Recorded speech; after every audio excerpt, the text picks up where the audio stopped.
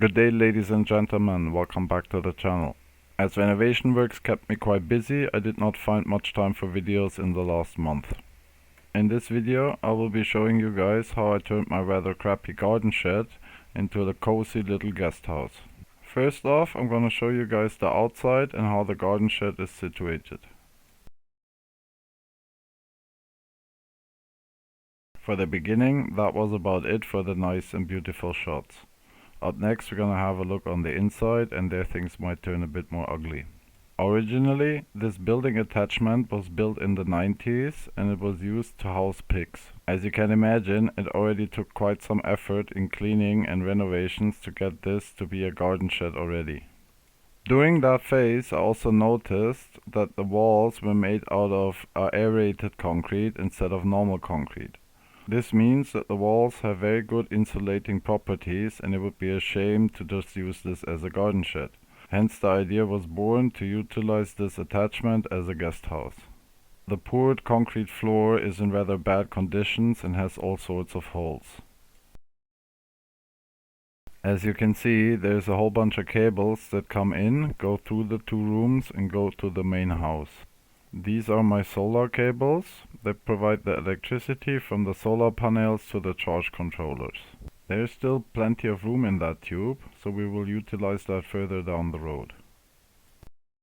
To have a proper plan where the work goes, I made a sketch in Sweet Home 3D.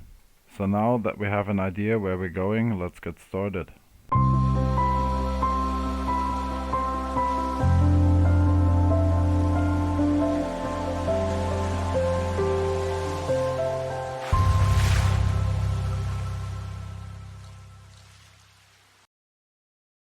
To start with, both of the rooms had to be cleared of all the clutter and stuff that collected itself there. After that, I took an angle grinder and cut the remaining metal pieces that were poking out of the floor. Up next was removing all the cracked and broken pieces of concrete from the corners and prepare the floor for the next steps. I will give you guys a quick overview of the starting conditions.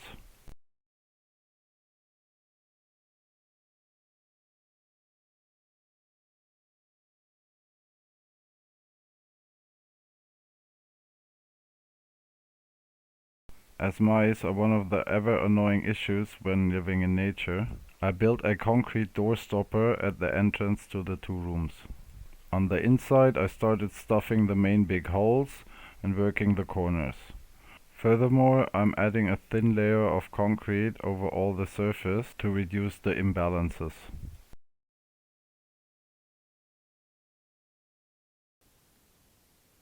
After we're done with this, the floor is already much more leveled and smoother. We're gonna let the door open so it ventilates properly and let this sit for 3 to 4 days and then continue with the next step. A few days later, when the concrete on the floor had properly dried, I started to work on the walls. There was plenty of chunks of wall and wall plaster missing, so looking around the two rooms I found a lot of spots where it needs fixing. For fixing the wall plaster, I used a very cement-sided mortar. Fixing these rough, about fist-size holes, I noticed that there is also a lot of small holes. For the smaller cracks I will be using tile glue to fix that.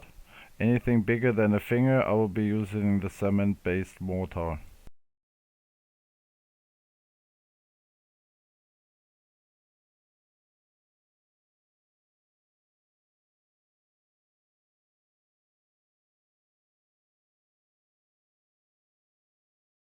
Holes, holes, holes, cracks and more holes. The wall plaster in these two rooms was really in a bad condition. I'm gonna show you guys around on my first day of patching things up how things looked. The big batch of repairs near the door is getting its last layers, so much progress on that front. But yeah, overall the ceiling and the walls, they need another day or two of finding holes and patching things up.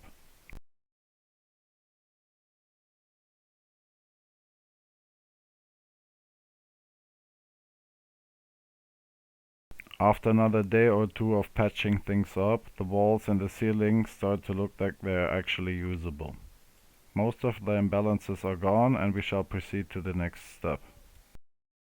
For the sealing of the floor, I decided to use special concrete paint. It is not as endurable as epoxy, but if used in multiple layers, it is quite nice and it comes very close to the durability of epoxy.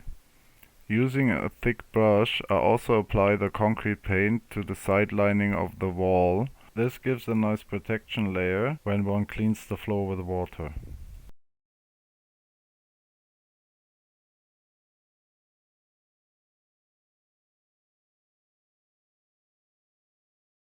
The fume of concrete paint are quite smelly and slightly hazardous when it dries out.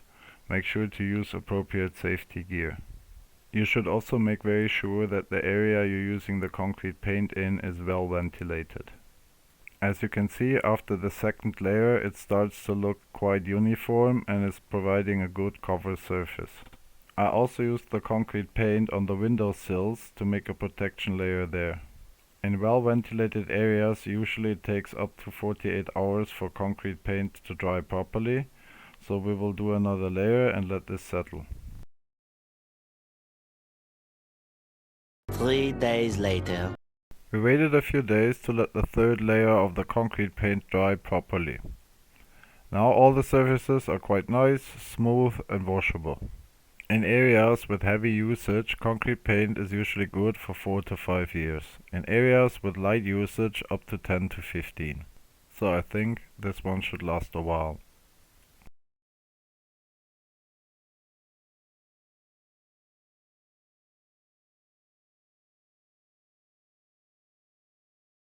The next step is the preparations for the painting. I use paper tape to have clean borders for the paint. As you can see, I also put the paper tape over all the cable canals and along the windstill sides. Make sure you do a thorough job of sticking the tape to the surface. It's much more easy and quickly to put the tape properly than to clean up the paint afterwards. For rougher surfaces, something like duct tape might be of need.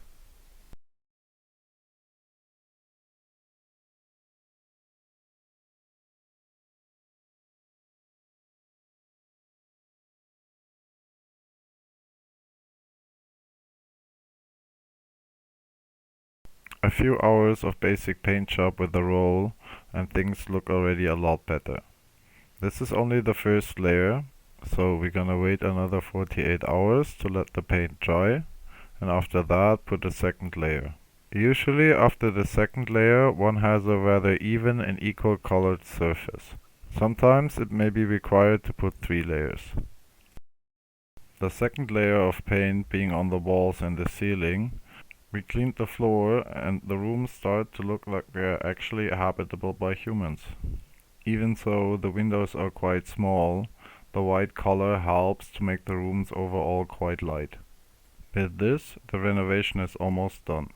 Things still missing is the electric system with the sockets on the walls, as well as a chimney so we have heating in winter.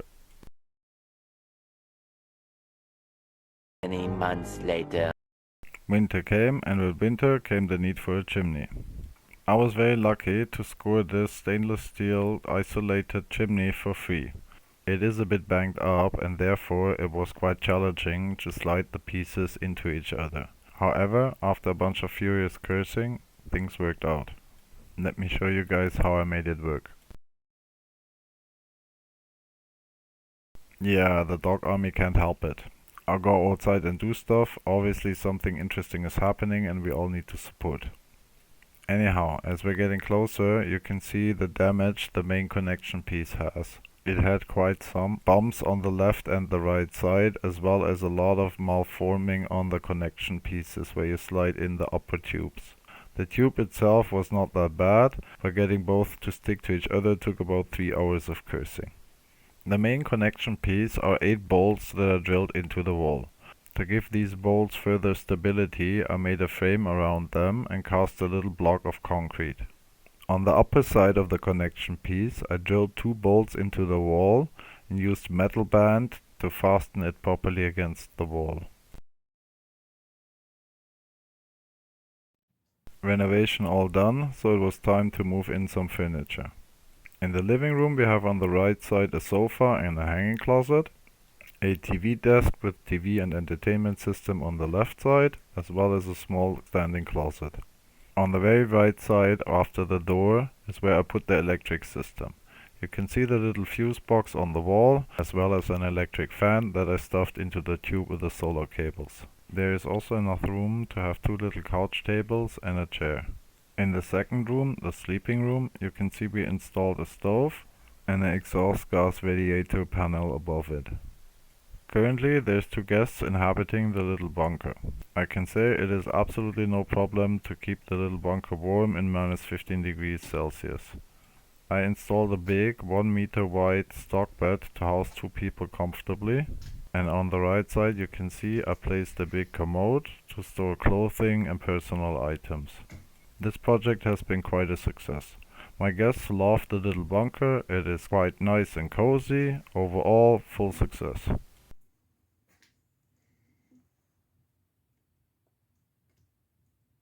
Thanks everybody for watching. As you made it this far into the video, consider leaving a like if you enjoyed this content.